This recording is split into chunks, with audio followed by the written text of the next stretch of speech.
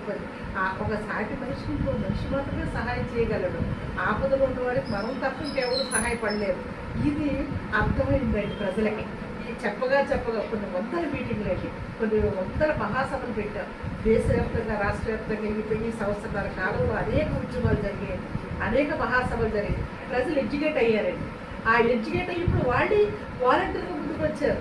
ప్రభుత్వాన్ని కూడా కదిలించిందని ఈ ఉద్యమం 2013లో జీవోద్ధార యాక్ట్, ఈ అఖిల భారత శరీర అవయవదాతల సంఘం తరఫున రిప్రజెంటేషన్స్ చేయగా ప్రభుత్వం కూడా ఒక జీవోద్ధారం ఒక జీవో రిలీజ్. ఈ రోజు వరకు ఎంతమందితోటి తమరు మొత్తంగా ఈ అవయవదానం అయితేనేమి, శరీర దానం అయితేనేమి ఎంతమందితోటి చేయించుంటారమ్మా? మొత్తం ఈ రెండు తెలుగు రాష్ట్రాల్లో అన్ని మెడికల్ కాలేజీలకి తమ టోటల్ బాడీని మరణానంతరం డొనేట్ చేస్తామని ఇప్పుడు ఒక 52,000 మంది అప్లికేషన్ ఇచ్చారు.